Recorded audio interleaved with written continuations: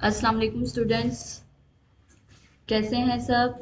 उम्मीद करती हूँ सब ठीक होंगे। आज हम न्यू चैप्टर स्टार्ट करने लगे हैं, चैप्टर 12 दैट इज़ हाइड्रोकार्बन। सबसे पहले हमारे पास आ जाता है हाइड्रोकार्बन की डेफिनेशन के व्हाट इज़ हाइड्रोकार्बन। हाइड्रोकार्बन क्या होते हैं। यहाँ इसके नेम से रिप्रेजेंट हो रहा है hydro mean hydrogen, carbon mean carbon. ऐसे कंपाउंड्स जिनके अंदर कार्बन और हाइड्रोजन प्रेजेंट होता है उन्हें हम क्या कहते हैं, हाइड्रोकार्बन कहते हैं। ठीक है। नेक्स्ट, ये हमारे पास सेचुरेटेड भी हो सकते हैं और अनसेचुरेटेड भी हो सकते हैं। अब सेचुरेटेड का क्या मतलब है, ऐसे तमाम कंपाउंड्स जिनके अंदर सिंगल बॉन्ड होगा उन्हें हम कहेंगे ये हमारे पास सेचुरेटेड कंपाउंड है। और अनसेचुरेटेड ऐसे कंपाउंड्स होंगे जिनके अंदर डबल बॉन्ड होगा या फिर हमारे पास कौन सा बॉन्ड होगा, ट्रिपल बॉन्ड होगा। ठीक है। अब हम अगर सिंगल बॉन्ड वाले कंपाउंड्स की एग्जांपल देख लें तो हमारे पास एल्केन्स आ जाते हैं, सिंपलेस्ट एल्केन्स। ये हमारे पास क्या है, सेचुरेटेड हाइड्रोकार्बन्स होते हैं। और एल्कीन्स और अल्काइंस जो होते हैं ये हमारे पास कौन से हाइड्रोकार्बन्स होते हैं, अनसेचुरेटेड हाइड्रोकार्बन्स होते हैं। नेक्स्ट हम इसकी टाइप्स पे चलते हैं। तो हमारे पास दो तरह की क्लासिफिकेशन होती है, ये हम पहले भी स्टडी कर चुके हैं, ओपन चेन और दूसरे हमारे पास होते हैं क्लोज चेन। अब हम इनको बारी बारी स्टडी करते हैं। सबसे पहले हमारे पास ओपन चेन आ जाते हैं। ओपन चेन को हम एलिफैटिक भी कहते हैं। ठीक। इसमें हम ऐसे कंपाउंड्स की स्टडी करते हैं जिनके अंदर हमारे पास फर्स्ट और लास्ट कार्बन एटम्स होते हैं वो आपस में ज्वाइन नहीं हुए होते, लाइक दिस। अब इधर से अगर मैं चाहूँ तो इधर से भी एक चेन ड्रॉ कर सकती हूँ, नेक्स्ट कार्बन लगा सकती हूँ, और अगर मैं चाहूँ तो इधर से भी नेक्स्ट कार्बन जो है वो ऐड कर सकती हूँ। ठीक है। और इसकी एग्जांपल दी हुई है, ये देखिए हमारे पास एनहेक्सेन। और ये हमारे पास दो तरह से होती है, स्ट्रेट भी हो सकती है और ब्रांच भी हो सकती है। स्ट्रेट चेन जो होगी ये देखें इसमें बिल्कुल स्ट्रेट है, कहीं से कोई ब्रांच नहीं आ रही। और अगर इसको देखें तो ये देखें यहाँ से ब्रांच आ रही है, ये वाली। ठीक है। ये बिल्कुल ऐसी ब्रांच है जैसे हमारे पास ट्री होता है और उसके साथ ब्रांचेस होती हैं छोटी छोटी सी, इसीलिए हमने इसको इस कार्बन के साथ ये कनेक्टेड है तो इसलिए हमने कहा ये हमारे पास ब्रांच चेन स्ट्रक्चर है।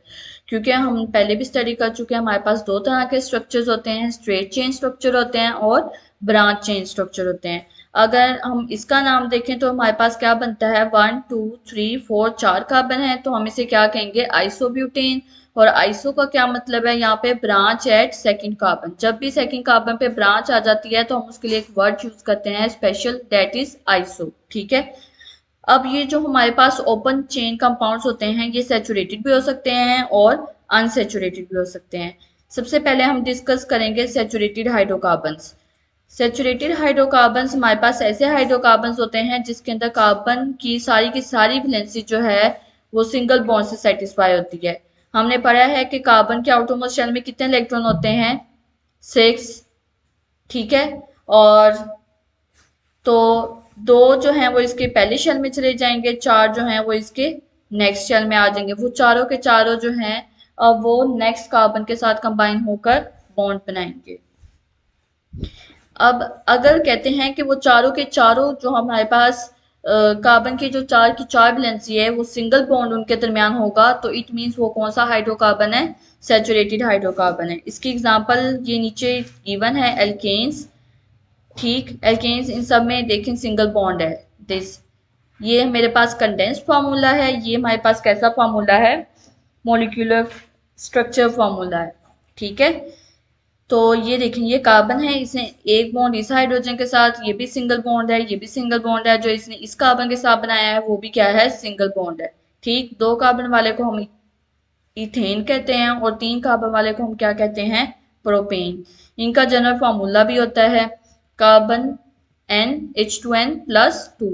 अब n हमारे पास यहाँ पे क्या होगा, नंबर ऑफ कार्बन एटम। ये नीचे मैंने समझाया है एग्जाम्पल देके, लाइक दिस।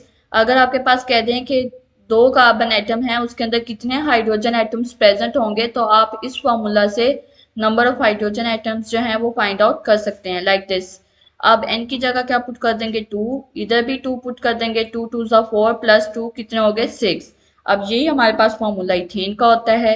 इसी तरह से आप किसी भी एल्केन का जब आपको नंबर ऑफ कार्बन एटम्स पता होंगे तो आप हाइड्रोजन एटम्स जो हैं वो फाइंड आउट कर सकते हैं। ठीक है। नेक्स्ट हमारे पास अनसेचुरेटेड हाइड्रोकार्बन्स आते हैं। इसके अंदर